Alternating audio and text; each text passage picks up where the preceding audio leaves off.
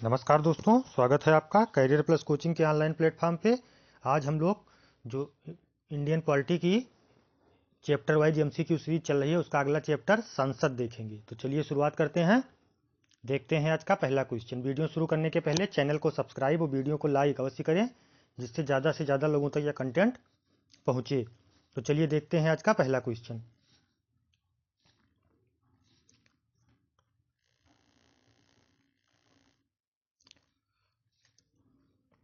पहला क्वेश्चन कह रहा, भारत की संघीय व्यवस्थापिका को किस नाम से जाना जाता है? लोकसभा, राज्यसभा, प्रतिनिधि सभा, संसद। तो इसको किस नाम से जाना जाता है?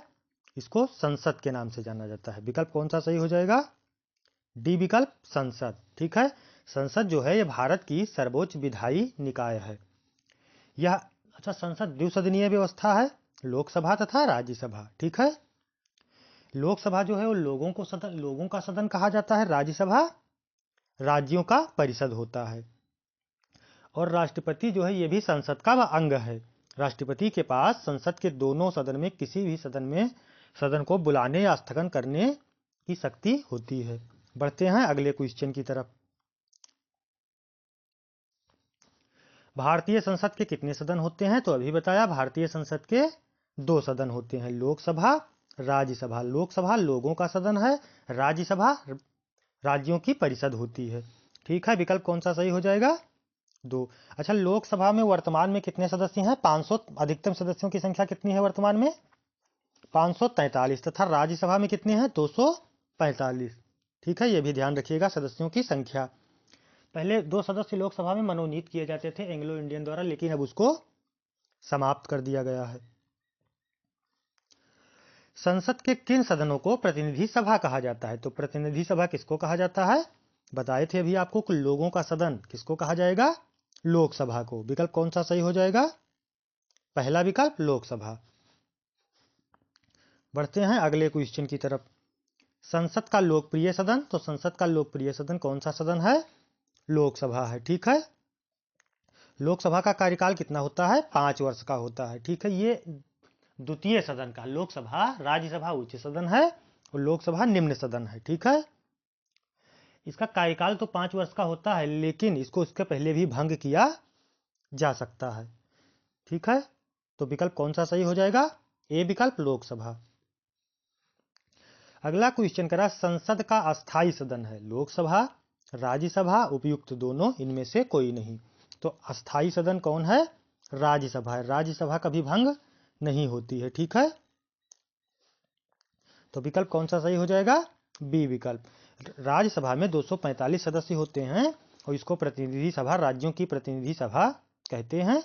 ये 12 सदस्य इसमें से मनोनीत किए जाते हैं राष्ट्रपति के द्वारा। ठीक है, और राज्यसभा में सदस्यों के 6 साल के लिए चुने जाते हैं और 2/3 मतलब हर 2 साल में 2/3 2/3 सदस्य सेवानिवृत्त होते रहते हैं, इसीलिए ये कभी भंग नहीं होती है। समझ में आया? हर दूसरे साल 2/3 सदस्यों का चुनाव, 1/3 सदस्यों का, 2/3 नहीं, हर दूसरे साल 1/3 सदस्यों का चुनाव होता रहता है, इसलिए कभी भंग नहीं होती। अस्थाई सदन कहा जाता है इसको। अगला क्वेश्चन कह रहा है, निम्न में से कौन सा एक प्रावधान भारतीय संविधान के अंतर्गत संसद के सदस्यों के विशेषाधिकारों तथा उन्मुक्तियों को निर्धारित करता है? तो कौन सा विकल्प सही हो जाएगा इसमें? अनुच्छेद 105। ठीक है, अनुच्छेद आप लोगों को कराया जा चुका है। विकल्प कौन सा सही हो जाएगा? बी विकल्प, अनुच्छेद 105। अनुच्छेद 105 में 2 विशेषाधिकार दिए गए हैं। ठीक है, एक संसद में भाषण देने की स्वतंत्रता तथा दूसरे में संसद की कार्यवाही के प्रकाशन का अधिकार। ठीक है, संसद के दोनों सदनों के सदस्यों और सांसदों की समितियों में भाग लेने वाले लोगों को ये अधिकार मिलता है। ठीक है, बढ़ते हैं अगले क्वेश्चन की तरफ। निम्न में से कौन संसद का अन्य भाग नहीं है? राष्ट्रपति, उपराष्ट्रपति, लोकसभा, राज्यसभा। तो बताइए अभी आपको कि संसद के 2 सदन होते हैं तथा संसद के 3 अंग होते हैं, राष्ट्रपति, लोकसभा, राज्यसभा। उपराष्ट्रपति जो है यह राज्यसभा का पदेन सभापति होता है। ठीक है, तो कौन संसद का भाग नहीं है? उपराष्ट्रपति। विकल्प कौन सा सही हो जाएगा? बी विकल्प उपराष्ट्रपति।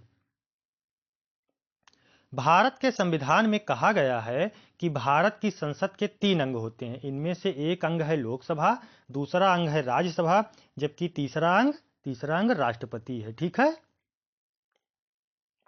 तीसरा अंग कौन सा है? राष्ट्रपति। विकल्प कौन सा सही हो जाएगा? ए विकल्प राष्ट्रपति। बढ़ते हैं अगले क्वेश्चन की तरफ। भारतीय संसद के कितने अंग हैं? वही क्वेश्चन घूम घूम के आ रहा है। भारतीय संसद के 3 अंग हैं, लोकसभा, राज्यसभा, राष्ट्रपति। भारतीय संविधान के किस अनुच्छेद में कहा गया है कि संघ के लिए एक संसद होगी जो राष्ट्रपति और दोनों सदनों से मिलकर बनेगी? अनुच्छेद 74, अनुच्छेद 79, अनुच्छेद 80, अनुच्छेद 85। तो कौन सा विकल्प सही हो जाएगा? अनुच्छेद 79, आर्टिकल 79 में संसद के गठन के बारे में दिया गया है। तो विकल्प कौन सा सही हो जाएगा? अनुच्छेद 79 बी विकल्प। ठीक है, उसमें कहा गया है कि संघ के लिए एक संसद होगी जो राष्ट्रपति और 2 सदन लोकसभा तथा राज्यसभा से मिलकर बनेगी। तो विकल्प कौन सा सही हो जाएगा? बी विकल्प। निम्न कथनों में से कौन असत्य है? आपको बताना है इन कथनों में से कौन असत्य है। लोकसभा को संसद का प्रथम सदन कहा जाता है, राज्यसभा को संसद का द्वितीय सदन कहा जाता है, राज्यसभा एक अस्थायी सदन है, लोकसभा संसद का लोकप्रिय सदन है। तो कौन सा असत्य है? ये जो राज्यसभा है ये अस्थायी सदन नहीं है, ये अस्थायी सदन है। इसको कभी भंग नहीं किया जा सकता क्योंकि हर दूसरे साल इसके 1/3 सदस्यों का चुनाव निर्वाचन होता रहता है। तो विकल्प कौन सा सही हो जाएगा? सी विकल्प। निम्न कथनों में से कौन सही है? लोकसभा भारतीय जनता के प्रतिनिधि सभा है, राज्यसभा संसद का उच्च सदन है, राज्यसभा राज्यों का प्रतिनिधित्व करता है, उपयुक्त सभी। तो कौन सा सही है? लोकसभा जनता का प्रतिनिधि सभा है, राज्यसभा संसद का उच्च सदन है, राज्यसभा राज्यों का प्रतिनिधित्व करता है। अतः सभी विकल्प सही हो जाएंगे। विकल्प डी सही हो जाएगा, उपयुक्त सभी सारे विकल्प सही हैं। बढ़ते हैं अगले क्वेश्चन की तरफ। संसद का निम्न सदन एवं उच्च सदन क्रमशः है। निम्न सदन एवं उच्च सदन, तो निम्न सदन कौन सा है? लोकसभा। उच्च सदन कौन सा है? राज्यसभा। ठीक है, विकल्प कौन सा सही हो जाएगा? बी विकल्प, लोकसभा एवं राज्यसभा। संसद को भंग करने के लिए कौन सक्षम है? संसद को कौन भंग कर सकता है? राष्ट्रपति, उपराष्ट्रपति, प्रधानमंत्री, राज्यपाल। तो संसद के स्थगन की कार्यवाही कौन कर सकता है? राष्ट्रपति। विकल्प कौन सा सही हो जाएगा? ए विकल्प। बढ़ते हैं अगले क्वेश्चन की तरफ। भारतीय संसद की संप्रभुता प्रतिबंधित है। भारत के राष्ट्रपति की शक्तियों से, न्यायिक समीक्षा से, विपक्षी दल के नेताओं से, भारत के प्रधानमंत्री की शक्तियों से। तो संप्रभुता भारतीय संसद की किससे है? न्यायिक समीक्षा से। ठीक है, विकल्प कौन सा सही हो जाएगा? बी विकल्प। संसद के कितने सत्र होते हैं? संसद के 3 सत्र होते हैं। ठीक है, बजट सत्र, मानसून सत्र और शीतकालीन सत्र, 3 सत्र होते हैं। बजट सत्र जो होता है ये फरवरी से मई के बीच में आयोजित किया जाता है और मानसून सत्र जो होता है ये जुलाई से सितंबर के बीच आयोजित किया जाता है। और ये जो शीतकालीन सत्र होता है ये नवंबर से दिसंबर के बीच आयोजित किया जाता है। तो संसद के कितने सत्र होते हैं? 3 सत्र। विकल्प कौन सा सही हो जाएगा? डी विकल्प, उपयुक्त सभी। फिर कह रहा संसद के 2 सत्रों के बीच अधिकतम कितना अंतराल दिया जा सकता है? 1 महीना, 3 महीना, 6 महीना, 12 महीना। तो संसद के 2 सत्रों के बीच अधिकतम अवकाश 6 महीने का हो सकता है, इससे ज्यादा का अवकाश नहीं हो सकता है। ठीक है, बढ़ते हैं अगले क्वेश्चन की तरफ। भारतीय संसद के दोनों सदनों की संयुक्त बैठक किससे संबंधित है? संविधान संशोधन विधेयक से, वित्त विधेयक से, साधारण विधेयक से, भारत के उपराष्ट्रपति के निर्वाचन से। तो जो संयुक्त अधिवेशन बुलाया जाता है ये किसी विधेयक पर अगर कोई साधारण विधेयक है उस पर गतिरोध हो गया तो बुलाया जाता है, ठीक है। लेकिन साधारण विधेयक पे ही संयुक्त अधिवेशन बुलाया जा सकता है और वित्त विधेयक या संशोधन विधेयक पे नहीं बुलाया जा सकता, ठीक है।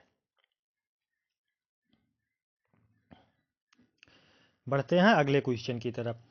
साधारण विधेयक से संबंधित गतिरोध को दूर करने के लिए संसद के दोनों सदनों की संयुक्त बैठक कौन बुलाता है? तो संयुक्त अधिवेशन कौन बुलाता है? राष्ट्रपति बुलाता है, ठीक है। विकल्प कौन सा सही हो जाएगा? ए विकल्प, राष्ट्रपति।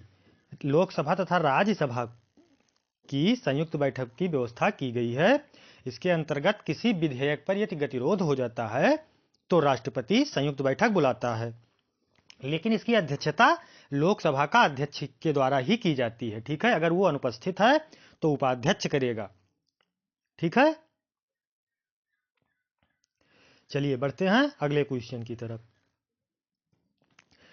संसद के दोनों सदनों के साथ साथ बैठने पर निम्न होता है: भारत के उपराष्ट्रपति का चुनाव, संविधान संशोधन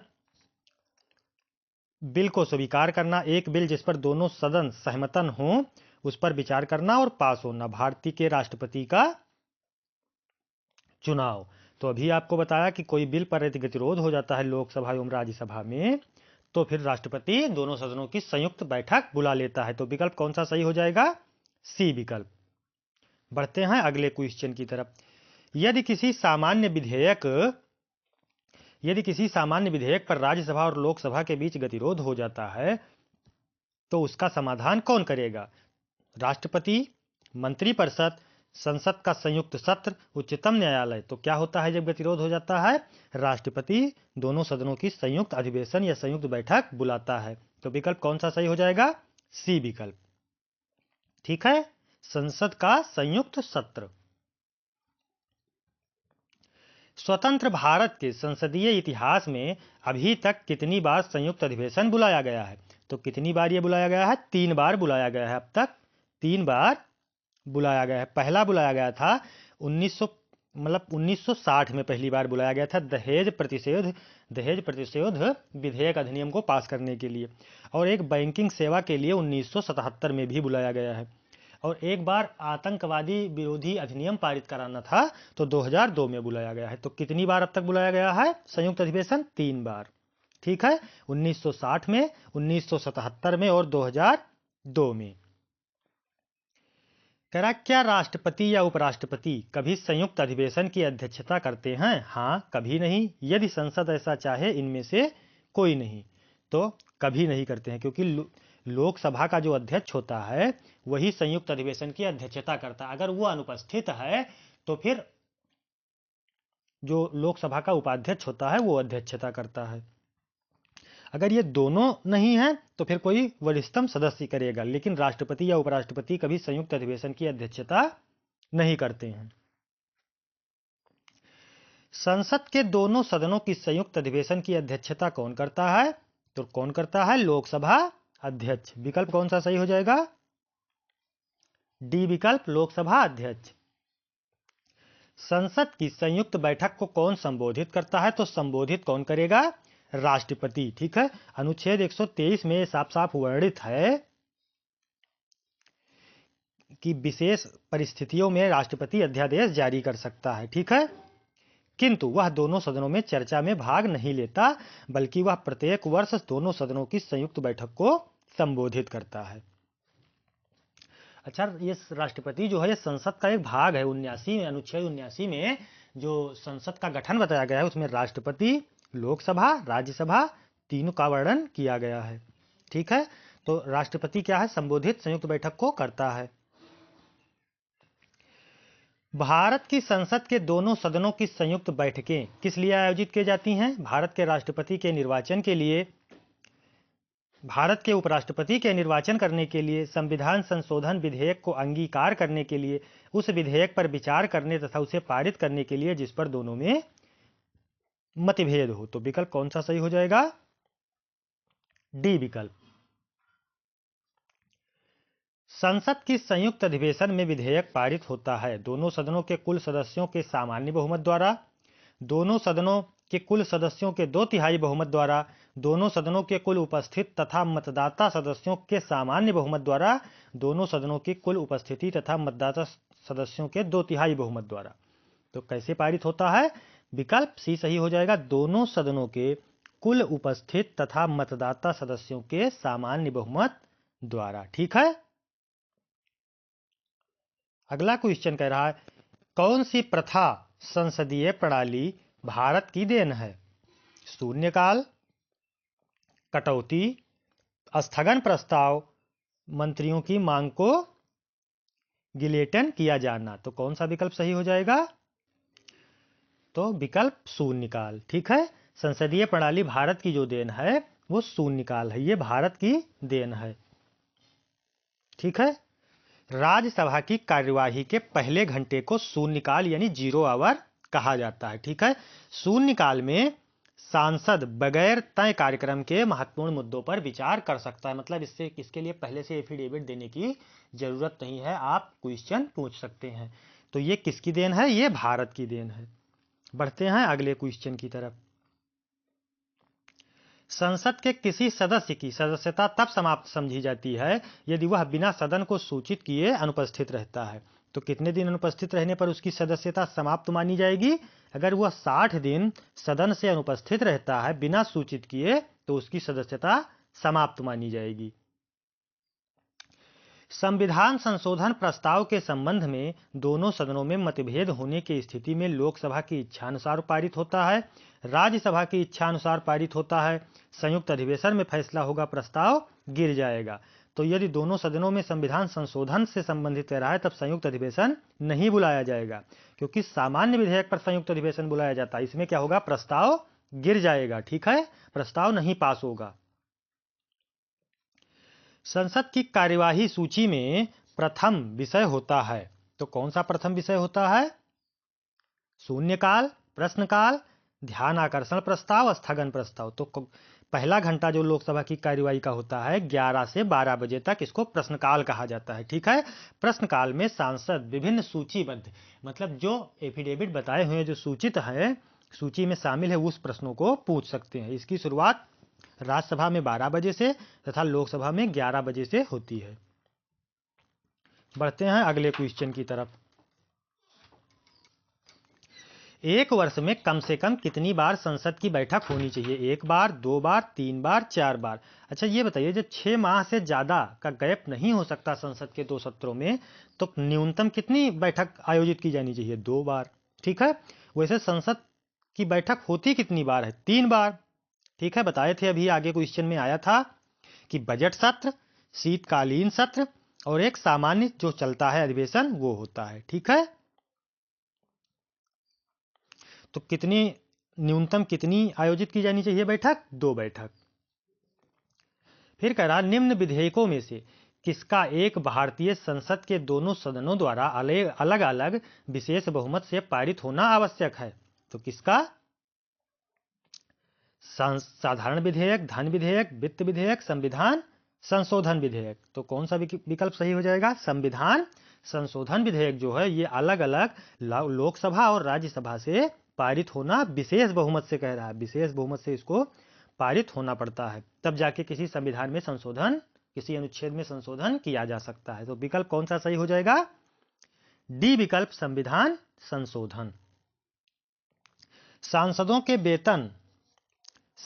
के वेतन का निर्णय कौन करता है? केंद्रीय मंत्रिपरिषद, संसद, राष्ट्रपति, लोकसभा अध्यक्ष। तो कौन करेगा? संसद करेगा। संसद से इसको पारित करना पड़ता है। ठीक है। एक वेतन समिति होती है लोकसभा में, वो तय करती है कि सांसदों को कितना वेतन दिया जाएगा।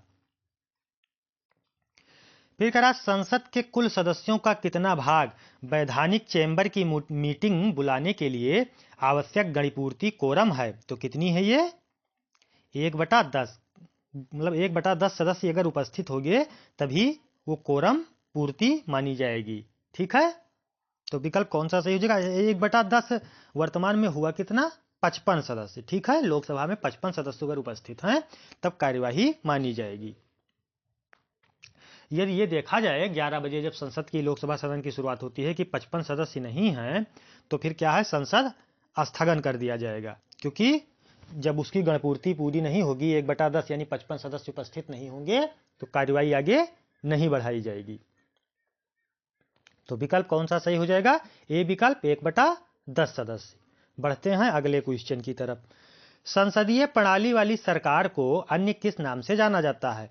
अनुक्रियाशील सरकार, उत्तरदायी सरकार, संघीय सरकार, राष्ट्रपतीय सरकार। तो किसको जाना जाता है? इसे संघीय सरकार कहा जाता है। ठीक है, संसदीय प्रणाली मतलब संघीय प्रणाली। भारत के संसद के बारे में निम्न में से क्या सही नहीं है? राष्ट्रपति, लोकसभा तथा राज्यसभा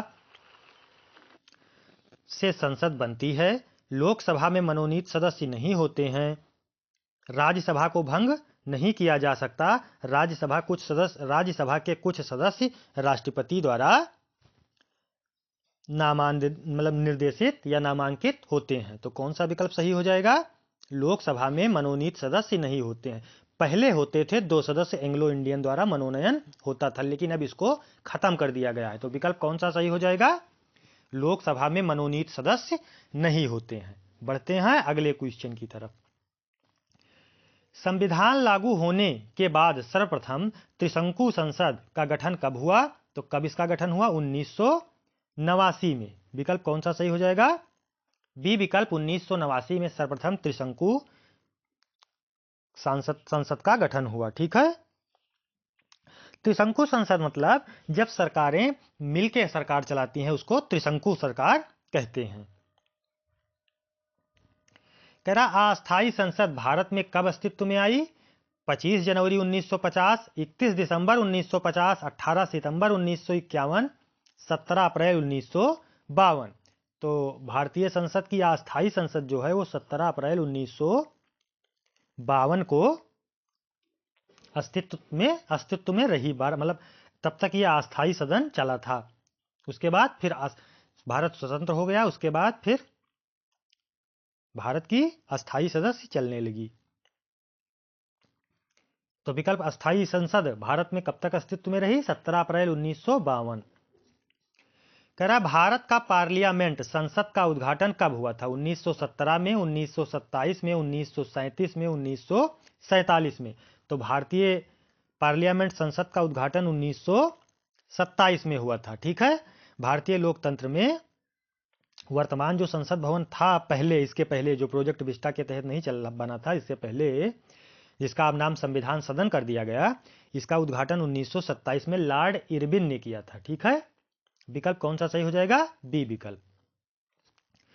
संसद के दोनों सदनों का सत्रावसान कौन करता है? तो सत्रावसान कौन करता है? राष्ट्रपति। यही सत्र बुलाता भी है और सत्रावसान भी करता है।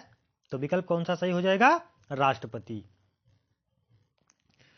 संसद के किन सदस्यों को गैर सरकारी सदस्य कहा जाता है? विरोधी दल के सांसद को, मंत्री के अलावा अन्य प्रत्येक सांसद को, कैबिनेट मंत्री के अलावा अन्य सभी सांसद को, निर्दलीय सांसद को। तो किसको कहा जाता है? मंत्री के अलावा अन्य प्रत्येक सांसद को गैर सरकारी सदस्य कहा जाता है, क्योंकि जो मंत्री होता है वो सरकार का अंग होता है, सरकार का भाग होता है।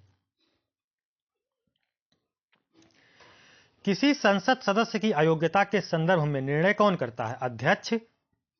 अध्यक्ष या सभापति, राष्ट्रपति, उपयुक्त में से कोई नहीं। तो कौन करता है?